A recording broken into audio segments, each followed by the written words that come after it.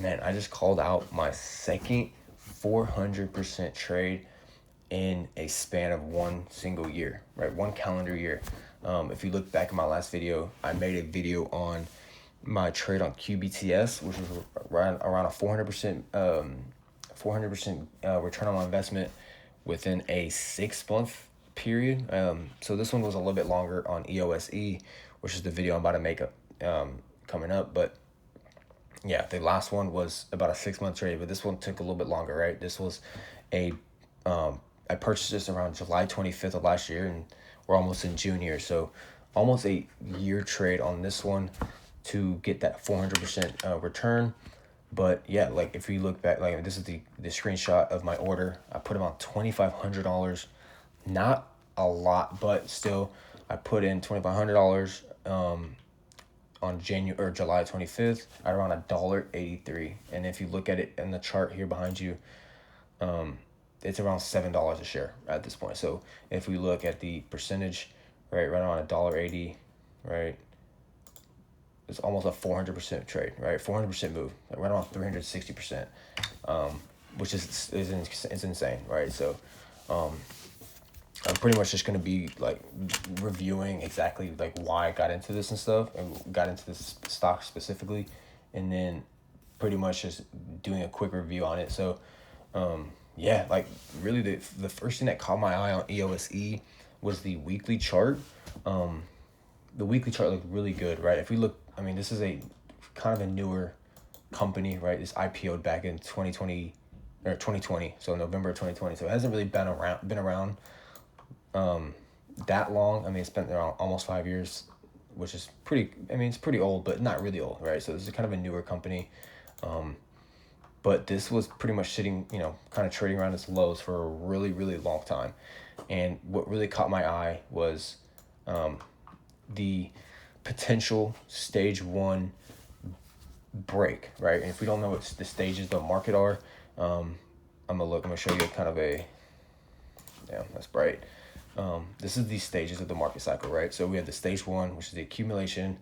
The best time for buying is that stage two, right? When that stage one gets broken, we get that stage two uptrend. And then obviously stage three is the distribution phase. And then after the distribution, you get the stage four, right? You get the downtrend. The best time for selling, right, is when that whole downtrend happens. And then we come back to stage five, which is basically the repeat of stage one, right? So we're back at stage one. So that was literally what I was looking at here.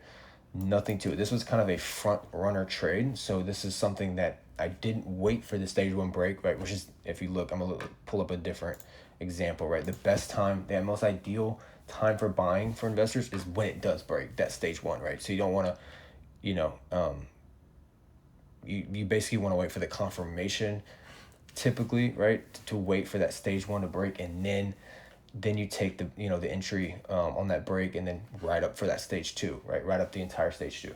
And there's a few examples. I'll make another video on that, like going through, I think Carvana was a really, really good one that ended up doing this exact strategy, right? Exact setup, which is that stage one, the stage two, it had a stage three, had a stage four, and then back at a stage one, and then it did it again, right? So I'll make another video on that, but I'm just gonna go through this one for now.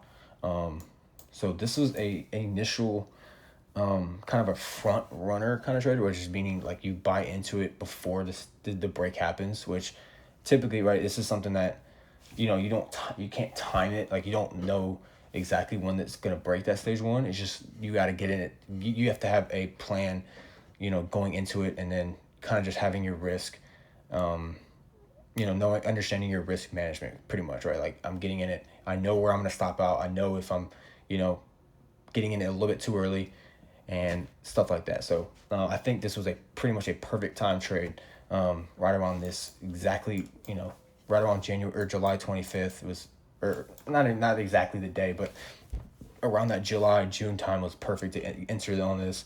And I'm gonna show you why, right? So if we look back at this, is the weekly chart. So this is a little bit bigger of a time frame here. So if we look back at the weekly time frame, this is around that January, or I keep saying January, I don't know why, but this is around that July, June area, right?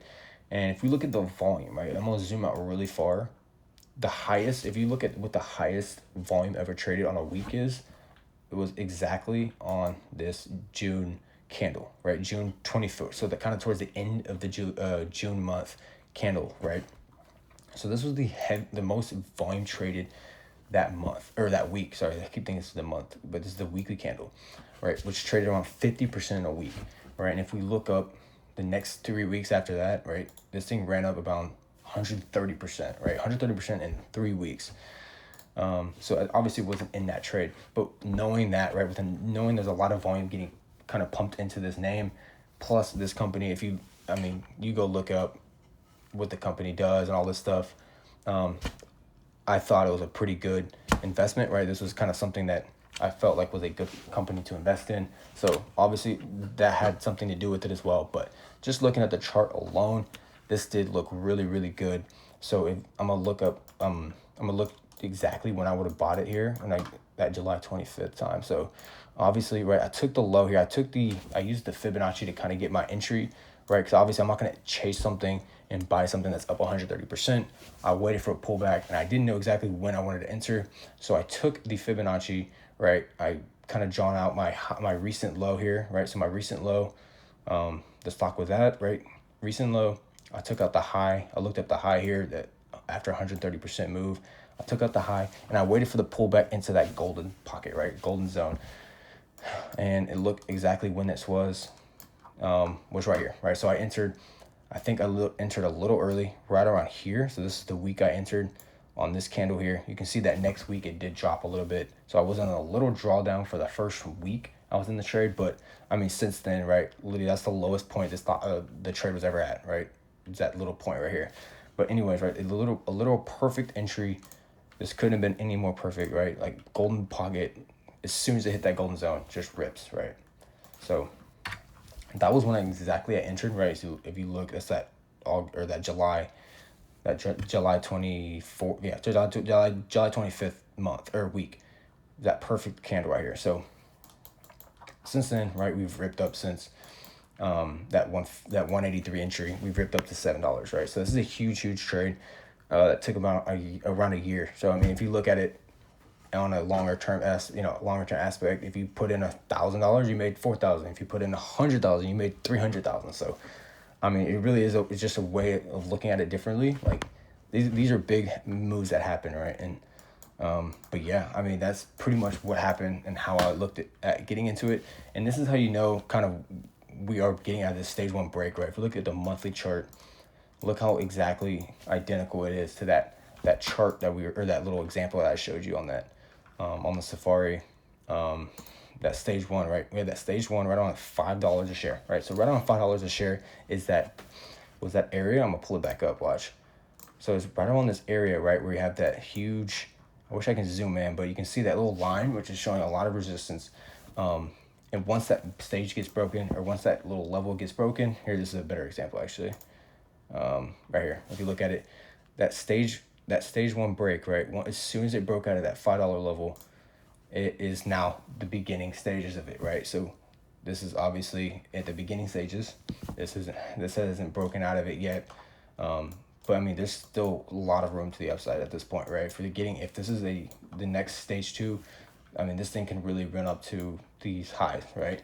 But I wouldn't look ahead that too far ahead here. I would look more at like picking out points of where would be a little bit smarter to take a lot of trimming off of your position, which is obviously would be that $10 level, right? That's the first target here.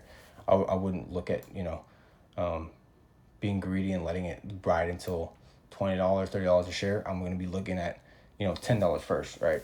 Probably taking a few profits there, and then probably 15, and then 20, right? We'll look at in the future. But I mean, this is just starting, so I think there's a lot more room to run.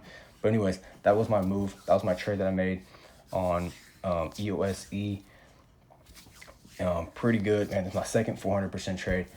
I mean, this is crazy. I mean, I didn't expect that I would be able to do this in a span of a year, but hey, we did it. We'll have more coming. I think there's gonna be some more big trades like this that could happen. So stay tuned. Yeah, peace. Good night.